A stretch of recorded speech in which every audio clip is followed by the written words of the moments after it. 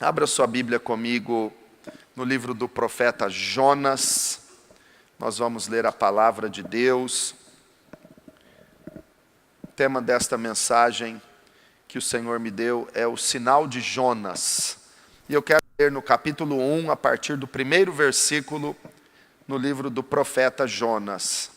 Diz assim: A palavra do Senhor veio a Jonas, filho de Amitai, com esta ordem: vá depressa à grande cidade de Nínive e pregue contra ela, porque a sua maldade subiu até a minha presença. Mas Jonas fugiu da presença do Senhor, dirigindo-se para Tarsis. Desceu à cidade de Jope, onde encontrou um navio que se destinava àquele porto. Depois de pagar a passagem, embarcou para Tarsis, para fugir do Senhor. O Senhor, porém, fez soprar um forte vento sobre o mar, e caiu uma tempestade tão violenta que o barco ameaçava arrebentar-se.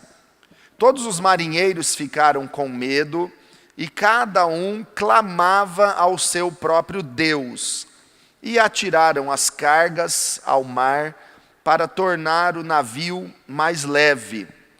Enquanto isso, Jonas, que tinha descido ao porão e se deitara, dormia profundamente. O capitão dirigiu-se a ele e disse: Como você pode ficar aí dormindo? Levante-se e clame ao seu Deus. Talvez ele tenha piedade de nós e não morramos. Irmãos, a história de Jonas é muito interessante.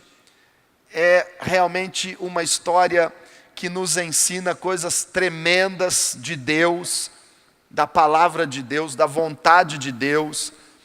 E eu quero observar com você algumas coisas muito importantes aqui.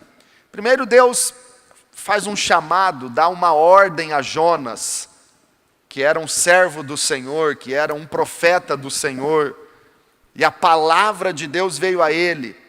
E Deus disse: Jonas, vá depressa à grande cidade de Nínive e pregue contra ela, porque a sua maldade subiu até a minha presença.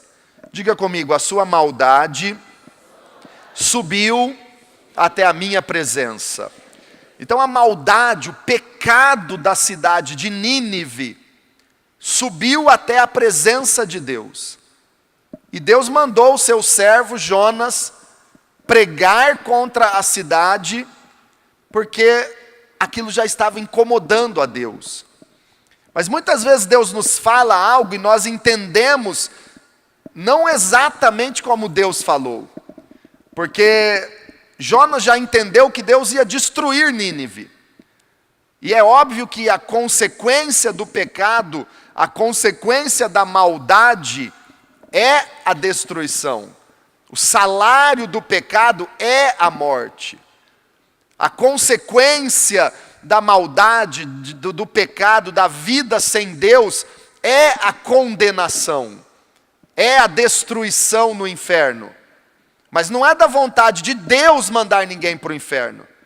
Porque Jesus disse que o inferno foi criado para os demônios. O inferno não foi criado para os homens, mas para os anjos caídos do céu. Mas, se o homem não crê no Senhor, não crê em Deus, não se arrepende, continua no pecado, continua na maldade, a consequência será a condenação. A consequência da cidade de Nínive, se eles não se voltassem para Deus, obviamente seria a destruição. Mas Deus não estava dizendo para Jonas: eu quero destruir Nínive. Deus estava dizendo para ele no versículo 2: vá depressa e pregue contra a cidade, porque a maldade de Nínive subiu à minha presença. Muitas vezes Deus nos fala algo, mas nós entendemos diferente. Uma coisa é o que Deus falou para Jonas, outra coisa é o que Jonas entendeu que Deus havia falado. Será que você tem entendido corretamente o que Deus tem falado ao seu coração? Então Jonas, ele toma uma atitude totalmente errada, totalmente contrária à vontade de Deus. Deus manda ele ir para Nínive, ele vai para Jope, pega um navio que se dirigia para Tarsis. Totalmente oposto. Temos aqui a diferença. Não sei se você está enxergando no mapa, mas aqui nesse ponto é Israel, onde Jonas vivia, é o porto de Jope, e ali em cima, naquele pontinho vermelhinho com uma seta branca, é Nínive. A cidade de Nínive era ali. Ele pega um navio para atravessar o mar Mediterrâneo inteirinho, passar a Itália, chegar quase na Espanha, onde estava a cidade de Tarsis.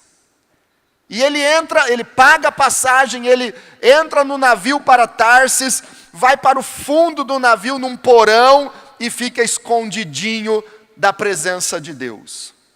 Ele se esconde da presença de Deus. Deus manda ele ir para Nínive, ele pega um navio e vai para Tarsis. Só que ele estava fugindo da presença de Deus. E aqui Deus me chama a atenção porque duas coisas relacionadas à presença de Deus são mostradas nesses versículos que nós lemos. O pecado da cidade de Nínive subiu à presença de Deus e desagradou a Deus. Isso desagrada a Deus de verdade. Agora, Jonas, que conhecia a vontade de Deus, que era servo de Deus, que era profeta, ele estava fugindo da presença de Deus. E eu fico perguntando e me questionando, o que será que é pior para Deus? Ver o pecado e a maldade daqueles que estão no mundo, incrédulos, ver a maldade de uma grande cidade como Nínive, ou vamos trazer para os nossos dias, Deus ver a maldade de tanta gente na nossa cidade, em São José do Rio Preto? Que é pior? Ou ver servos dele, cristãos, crentes nas igrejas, que já tiveram tanta experiência com o Espírito Santo, fugindo da presença dele. O que será pior para o Senhor? Ver tanto pecado e maldade no mundo, ou ver aqueles que dizem que são dele, não obedecendo à vontade dele, mas fugindo, se escondendo e fazendo o contrário daquilo que Deus tem mandado? O que será pior para o nosso Deus? Aqui nós vemos as duas coisas. O pecado de Nínive chega à presença de Deus e desagrada o Senhor e provoca sua ira. Mas a rebeldia e a desobediência de Jonas também era algo para fugir da presença de Deus. E quem está fugindo da presença de Deus, quem está fugindo do chamado de Deus, aqueles que começam a se esconder de Deus, eles agem como Jonas. Ele não quer mais se relacionar com as pessoas, vai para o fundo do navio, fica lá escondidinho. Jonas achou um porão, escondidinho, onde ninguém lhe perturbava.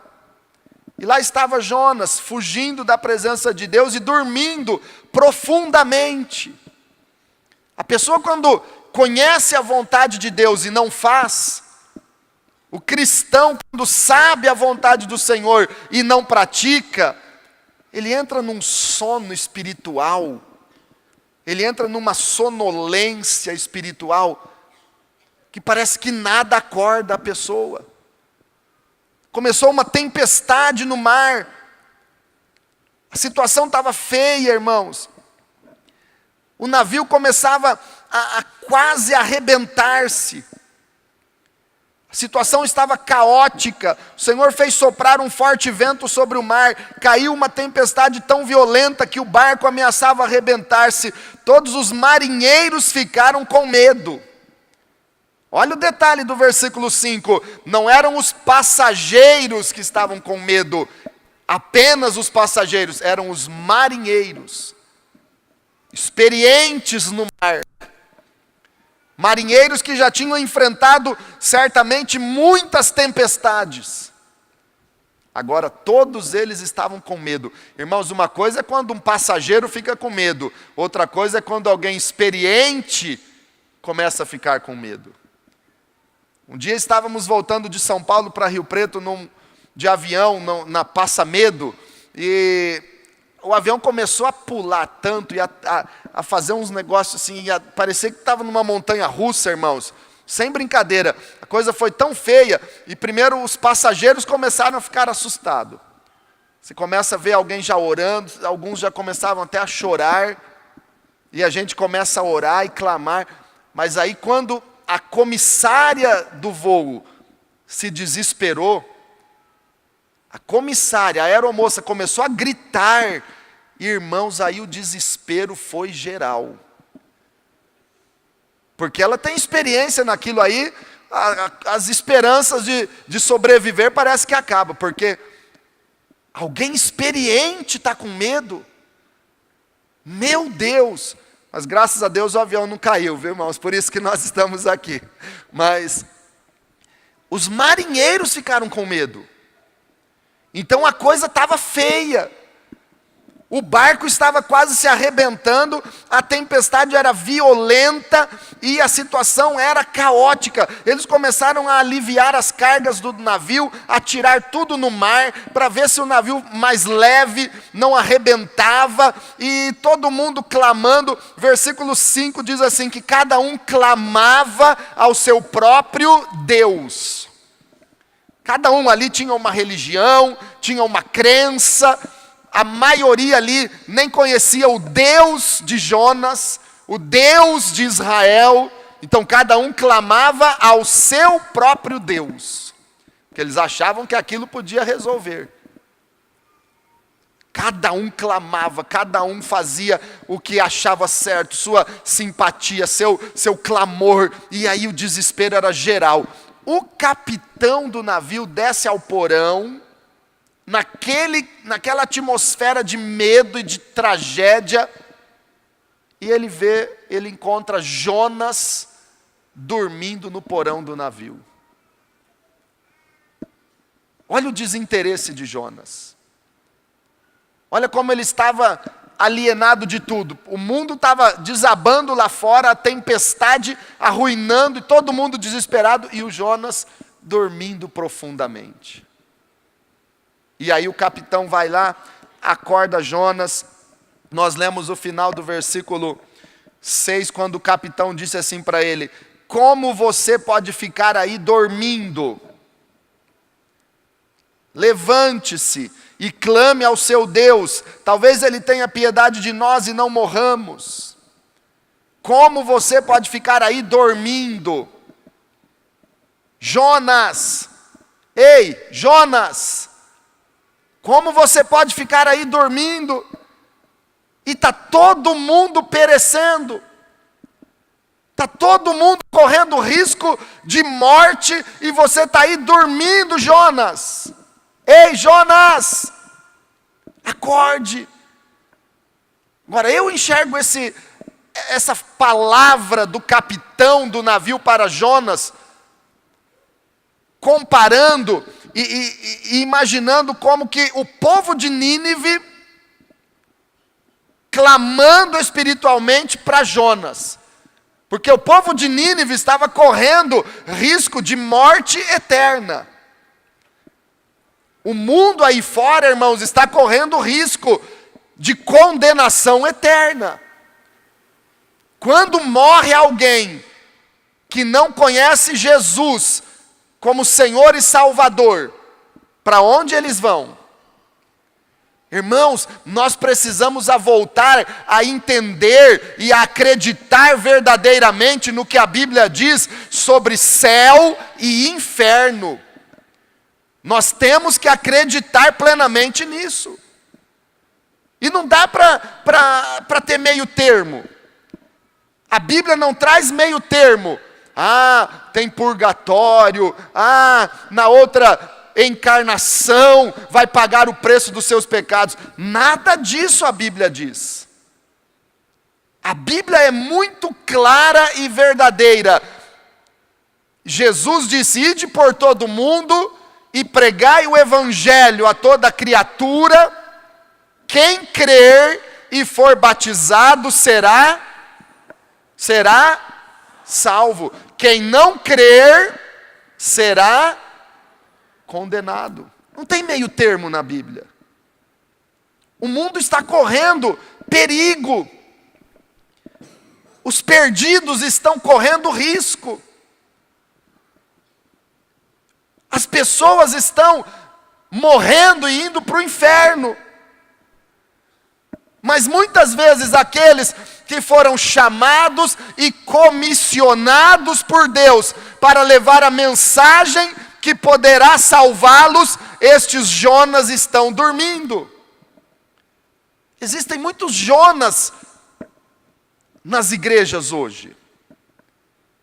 Muitos Jonas dormindo profundamente. O Jonas tinha a mensagem que podia salvar Nínive. O Jonas tinha a mensagem que podia livrá-los da morte, da condenação de Deus. Mas ele preferiu fugir da presença de Deus e dormir no porão de um navio do que levar a mensagem que podia salvar os ninivitas. Ei, Jonas, como você pode ficar aí dormindo, Jonas? Levante-se, pelo menos clame ao seu Deus, para que não morramos. Jesus também no Getsêmani chega e os seus discípulos estavam dormindo, e Jesus diz: como vocês não puderam vigiar comigo 1 hora? Como vocês estão aí dormindo, nesse momento tão sério? Jesus estava para ser preso e crucificado, e aqueles discípulos dormiam profundamente. Irmãos, Deus nos deu uma mensagem que pode mudar o mundo. Deus nos confiou uma mensagem poderosa para salvar. O apóstolo Paulo diz em Romanos 1: não me envergonho do evangelho, pois o evangelho é o poder de Deus para a salvação de todo aquele que crê. Diga comigo: não me envergonho. Fale com voz de quem não tem vergonha de Jesus mesmo. Não me envergonho do evangelho, pois é o poder de Deus para a salvação de todo aquele que crê. Irmãos, Deus não confiou o evangelho aos anjos. Deus confiou o evangelho a nós, a igreja, eu e você. Os anjos não podem pregar o evangelho para ninguém. Quando Deus enviou um anjo na casa de Cornélio, o anjo não pôde pregar o evangelho para Cornélio. O anjo apenas pôde avisá-lo: Cornélio, manda chamar Simão Pedro lá em Jope, no mesmo porto que Jonas pegou o navio para ir para Tarsis. Lá estava Pedro, pronto para pregar o evangelho. Cornélio, manda chamar Pedro, ele vai te dizer, ele vai pregar as palavras que você precisa saber. Mas o anjo não podia pregar para Cornélio, porque Deus confiou o evangelho para a igreja. E quando digo igreja, não estou falando esse prédio, não estou falando de uma denominação, estou falando a igreja verdadeira, eu e você. Nós somos a igreja do Senhor Jesus. Diga assim: eu sou a igreja do Senhor Jesus. Irmãos, Deus confiou esta mensagem para você, para mim. Jesus confiou esta mensagem, esta responsabilidade para nós. Nós temos a mensagem que pode mudar a vida de quem está perecendo, condenado, à beira da morte, à beira da condenação eterna. Nós temos esta mensagem. Ei, Jonas, como você pode ficar aí dormindo? Então eu imagino essa frase como que um clamor dos ninivitas. Jonas, nós estamos aqui quase morrendo, indo para o inferno, e você foge do teu chamado e dorme, porque você não vem pregar aqui, Jonas. Quantos vizinhos, quantos amigos, quantos parentes, quantos cidadãos da mesma cidade que nós moramos, nós não precisamos ir para Nínive, nem para Tarsis, mas ao nosso redor e na nossa própria cidade, quantas pessoas estão quase perecendo, e se morrerem nesta semana, vão para o inferno, mas muitas vezes os Jonas das igrejas estão dormindo. É a responsabilidade nossa, pregar. Irmãos, no final do capítulo, no versículo 13 e 14, versículo 14, Jonas 1,14, olha também o que acontece. Eles clamaram ao Senhor: Senhor, nós suplicamos, não nos deixes morrer por tirarmos a vida desse homem. Não caia sobre nós a culpa de matar um inocente, porque tu, ó Senhor, fizeste o que desejas. Em seguida pegaram Jonas e o lançaram ao mar enfurecido, e este se aquietou. O problema era Jonas. Quando ele foi lançado na água, o mar se aquietou. Mas me chama muito a atenção aqui o que já aconteceu no versículo 14. Os marinheiros, todo o povo daquele navio, começou a crer no Senhor. Quando eles viram o poder de Deus sobre a tempestade, sobre o mar, por causa da desobediência de Jonas, eles creram no Senhor. E olha que coisa séria, antes eles clamavam cada um ao seu próprio Deus. No versículo 5, cada um clamava a um ídolo, ao seu próprio Deus, mas não existem outros deuses. Eles estavam na ignorância, eles estavam na idolatria, e cada um clamava ao seu próprio Deus. Agora, no versículo 14, eles já estavam reconhecendo que só há um Deus, só há um Senhor, não existem muitos deuses, não existem outros deuses diante do nosso Deus Todo-Poderoso. E agora no verso 14, eles clamam ao Senhor. Aleluia! Pode aplaudir o Senhor, Ele é o único Deus, é o único Deus. Alguma coisa já tinha mudado, irmãos. Agora eles clamavam ao Senhor, e não mais cada um ao seu Deus. Eles reconheciam e que estavam clamando ao Senhor: não nos deixes morrer por tirarmos a vida deste homem. Não caia sobre nós a culpa de matar este inocente, Senhor. Eles estavam sentindo o peso de matar Jonas. Porque, veja a próxima foto que nós temos aqui. Lançar Jonas no mar enfurecido, irmãos, era, aqui talvez não dê para você ver, mas imagine um mar agitado, a tempestade, relâmpagos, a onda do jeito que estava, e o Jonas aqui, lançado nesse mar. Era morte na certa. Era matar Jonas. E eles oram e dizem: Senhor, não nos lance a culpa de matar esse inocente, de matar um homem. Meu Deus, não caia sobre nós a culpa. Observe como estes homens, que há poucos minutos estavam clamando cada um ao seu Deus, sem conhecimento, ignorantes, agora creem no Senhor e clamam ao único Deus. Eu vejo aqui já uma conversão, eu vejo aqui já a salvação de todos naquele navio. Veja como eles estavam preocupados com a morte de uma pessoa. E o Jonas não estava preocupado com a morte de 120 mil ninivitas. Esses novos convertidos estavam clamando: Senhor, não caia sobre nós a culpa pela morte desse homem. Irmãos, quantas pessoas têm morrido e ido para o inferno por omissão da igreja quando não prega a mensagem de salvação para os perdidos? Quando você deixa de cumprir o teu chamado e fazer a vontade de Deus, quantos estão perecendo?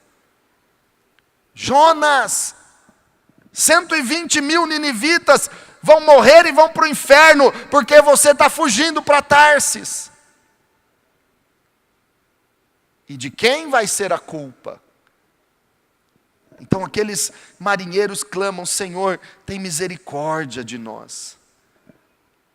Quantos cristãos estão tirando a oportunidade da vida eterna quando não pregam o evangelho para os perdidos? Estão tirando a vida eterna de muitos. Irmãos, então, Jonas foi lançado no mar.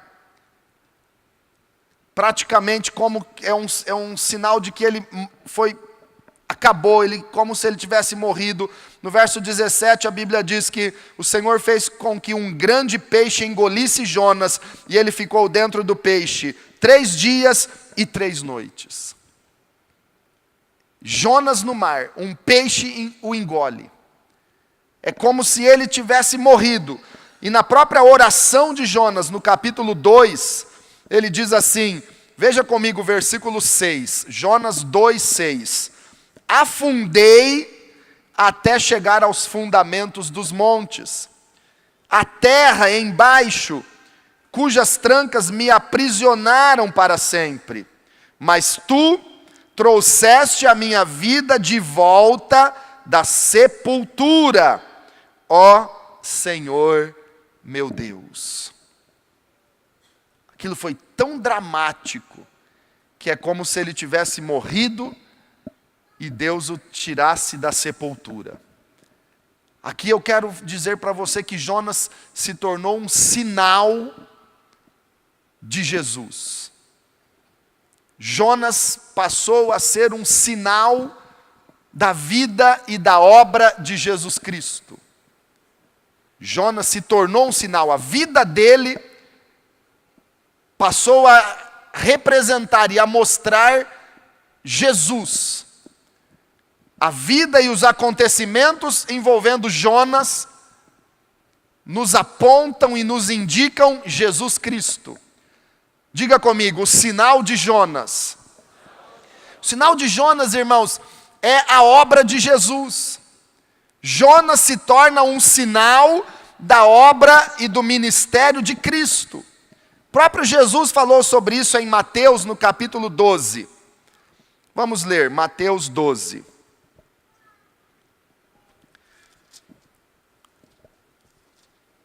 Jesus fala sobre isso. Mateus 12, no versículo 38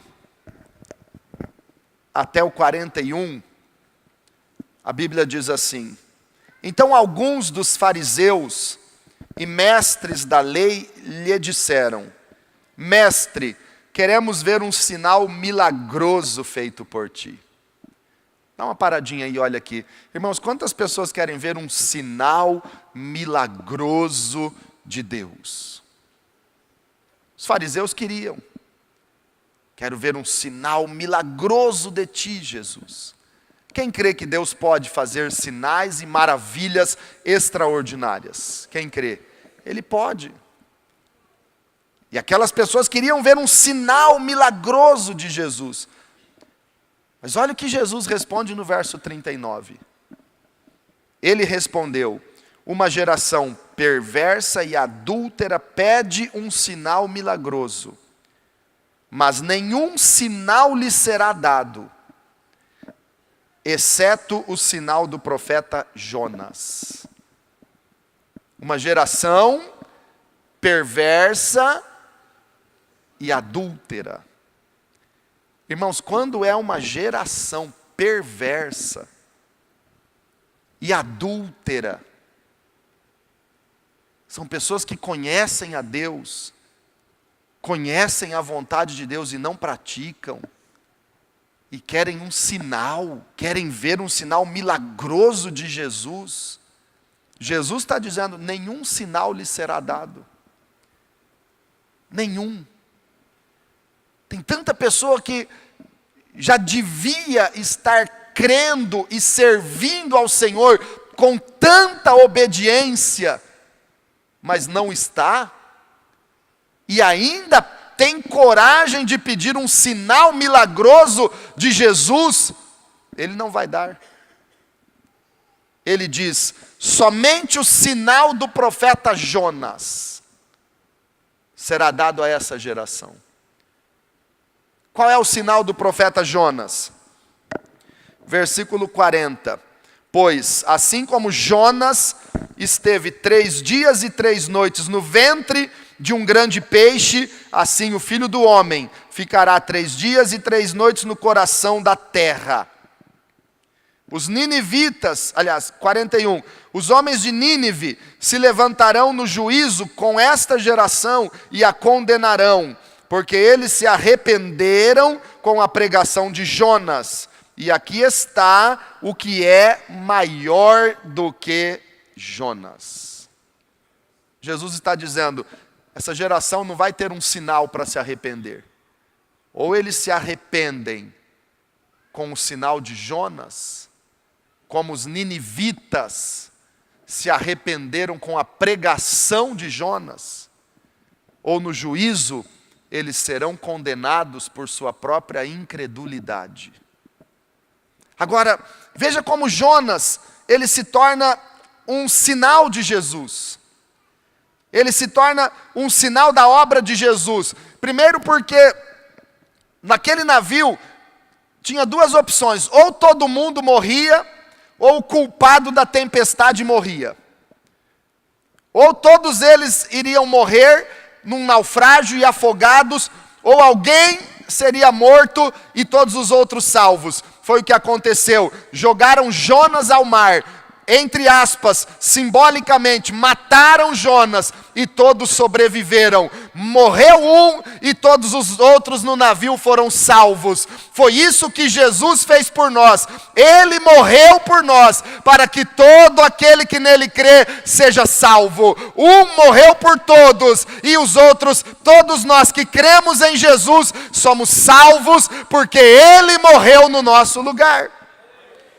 Ou ele morria por nós, ou todos morreriam por causa dos seus pecados. Irmãos, como Jonas morreu, entre aspas, sendo lançado no mar, como Jonas foi sacrificado, todos ali foram salvos. Jesus foi sacrificado para que eu e você fôssemos salvos. Nós recebemos o perdão por meio de Jesus Cristo. Salvação.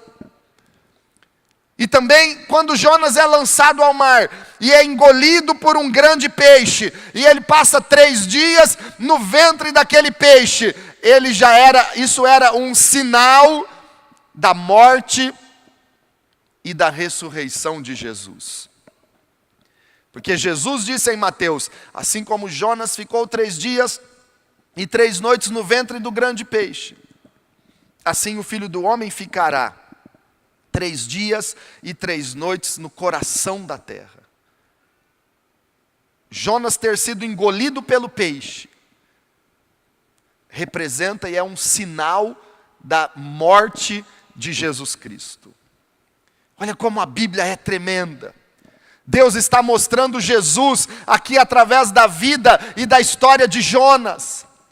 Este livro de Jonas no Antigo Testamento mostra claramente o Senhor Jesus Cristo, que foi sacrificado por nós, que foi sepultado, que desceu às profundezas do inferno para tomar as chaves da morte e do inferno das mãos de Satanás. Esse livro de Jonas nos fala sobre Jesus Cristo, que morreu por amor de nós. Jonas, 3 dias no ventre do peixe, Jesus morreu e foi sepultado, e 3 dias Jesus esteve sepultado. Mas Deus deu ordens ao peixe, Jonas 2,10. O Senhor deu ordens ao peixe e ele vomitou Jonas em terra firme. Ao terceiro dia, Jesus venceu a morte. Assim como o peixe não pôde engolir e matar Jonas, a morte não pôde segurar Jesus. Assim como Deus deu ordens ao peixe que vomitasse Jonas na praia, Deus deu ordens à morte que se retirasse de Jesus. E ao terceiro dia, Jesus ressuscitou. Jonas é um sinal da ressurreição de Jesus. A Bíblia está nos mostrando Jesus. Ele morreu para salvar toda a humanidade.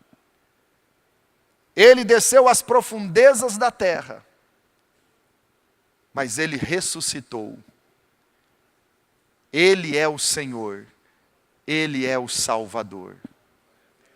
E meus irmãos, a história de Jonas se repete diariamente nos nossos dias. A história de Jonas se repete nesta geração. O pecado de Nínive mostra o pecado das cidades, das pessoas, das famílias que precisam de salvação. O chamado e a responsabilidade de Jonas é o chamado e a responsabilidade que Jesus deu à igreja para ir e fazer discípulos de todos os povos, batizando-os em nome do Pai, do Filho e do Espírito Santo.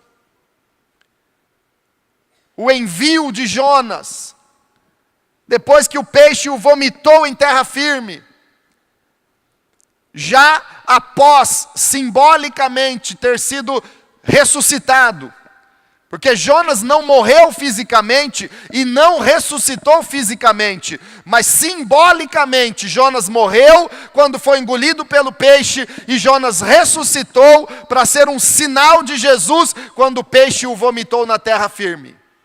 Então Jonas, depois que foi vomitado pelo peixe, já na unção da ressurreição, ele vai para Nínive, ele prega em Nínive, a mensagem de Jonas transforma os ninivitas, eles se arrependem com a pregação de Jonas. Quando um crente, um cristão, no poder da ressurreição, você sabia que você tem a unção da ressurreição?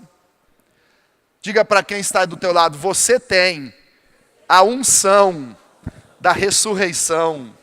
Irmãos, mas eu estou sentindo tanta unção de Deus, e eu estou pregando essa mensagem, e estou tão cheio de fé e de graça, porque Jonas era um símbolo, um sinal de Jesus, e ele foi enviado depois daquela simbólica ressurreição, quando o peixe o vomita na praia. Ele vai para Nínive, uma cidade de 120 mil habitantes, maior que Votuporanga, por exemplo, e ele prega, e a cidade inteira se converte, porque ele foi na unção da ressurreição, e eu e você temos esta unção, isso me empolga muito. Eu não sei se você não está se empolgando, ou se talvez de verdade você seja como aquele Jonas dormindo lá no porão do navio, mas Deus está te despertando nesta tarde e dizendo para você: ei Jonas, acorde, levante-se, porque você tem a unção para transformar cidades em nome de Jesus. Você tem a unção. Se é para mim esse aplauso, muito obrigado. Mas se é para Jesus, faça o teu melhor. Você tem a unção para mudar cidades. Aleluia! Você tem a unção da ressurreição. Irmãos, não sou eu que digo. Romanos capítulo 8, a Bíblia diz que o mesmo Espírito que ressuscitou Jesus Cristo dentre os mortos está em nós. E esse mesmo Espírito que ressuscitou a Cristo dentre os mortos, ressuscita o nosso corpo mortal. O que é isso? Unção da ressurreição. Quem ressuscitou Jesus dentre os mortos? O Espírito Santo. Romanos 8:11. O mesmo Espírito da ressurreição está sobre a tua vida. Eu vou repetir porque talvez você receba e entenda. O mesmo Espírito que ressuscitou Jesus Cristo dentre os mortos está em você e vivifica o seu corpo mortal. Romanos 8:11, está aí o endereço para você ler se você não acredita. O mesmo Espírito que ressuscitou Jesus, o Espírito da ressurreição, a unção da ressurreição, está em nós e vivifica o nosso corpo mortal. Você tem a unção para pregar, para transformar famílias, para transformar cidades.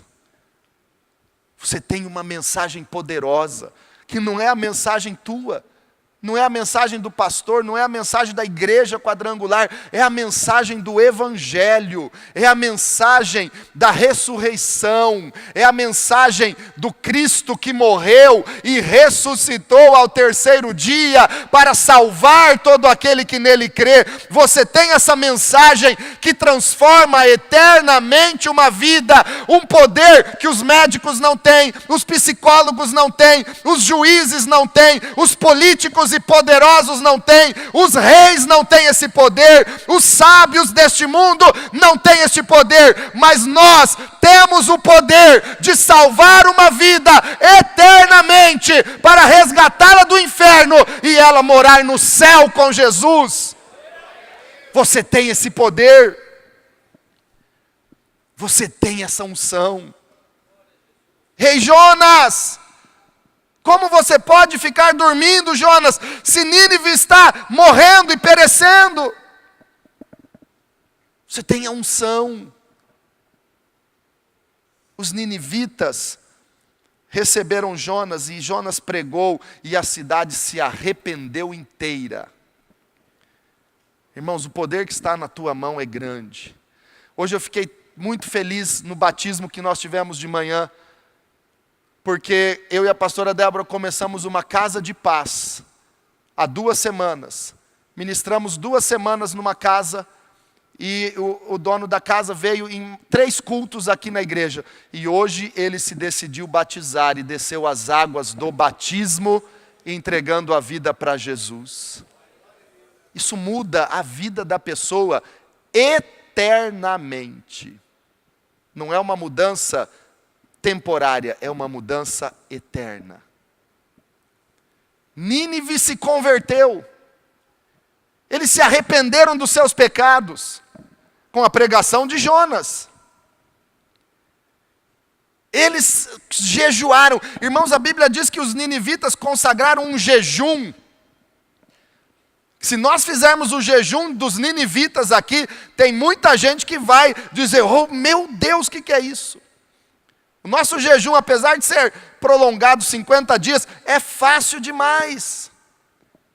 Mas ainda tem gente que não se envolve, não quer saber, é você com Deus. Mas os ninivitas não comeram nada, não beberam nada, nem os animais podiam comer e beber, o jejum deles era total. Nem o cachorrinho podia comer a ração, nem o passarinho recebia o alpiste. Todo mundo jejuando. A galinha não tinha milho, não podia nem ciscar. A Bíblia diz que todos lá, o rei da cidade rasgou suas vestes, se vestiu com roupas de saco, se humilhou diante de Deus e jejuou. Os banquetes no palácio cessaram, jejum total. Sabe para quê? Para se humilhar diante de Deus. Se humilharam. Arrependimento e avivamento começa com a atitude interior de se humilhar diante de Deus. Os ninivitas se humilharam, rasgaram o coração, se arrependeram. E aí eu te pergunto, Deus queria destruir Nínive? Não. Deus queria salvar. Deus não quer destruir. Quem destrói o homem é o seu próprio pecado. Quem destrói a pessoa são suas próprias decisões e escolhas que o afastam de Deus. Deus não queria destruir Nínive. Jesus disse em João 3, eu não vim para destruir os homens, eu vim para salvar os homens. Quem destrói e quem condena são os seus próprios pecados. Deus não queria destruir. Aí os ninivitas se arrependem. Deus salva a cidade. Deus salva. Perdão e livramento da destruição. A história se repete. Só que hoje, quem nos fala e de quem nós falamos é maior do que Jonas. É Jesus Cristo. Nós não estamos nos arrependendo com a pregação de Jonas, nós nos arrependemos por causa do sacrifício de Jesus Cristo. Os ninivitas se converteram com a pregação de Jonas. Nós nos convertemos por causa da morte e da ressurreição de Jesus, que é maior do que Jonas, maior do que Moisés, maior do que Davi. Jesus é maior do que Elias e Eliseu, é maior do que Isaías e Jeremias. Jesus é o Rei dos Reis, é o Senhor dos Senhores. Jesus Cristo é o Salvador, e nós nos arrependemos porque Ele morreu por nós e ressuscitou para nos dar a vida eterna. Você ama Jesus? Você crê em Jesus? Aleluia! Aleluia, Jesus! Fica de pé diante do Senhor Jesus. Ei, Jonas! Nínive está esperando. Porque foges da presença do Senhor. Irmãos, nesta tarde, Deus quer tratar em duas áreas distintas na vida de alguns aqui, que a semelhança de Jonas, estão se escondendo de Deus e fugindo do seu chamado. Achou um porãozinho bem escondidinho para fugir da presença de Deus. Deus está te chamando de volta. Deus está te dizendo, ei Jonas, como você pode ficar dormindo diante desta realidade tão séria, que é a salvação da cidade?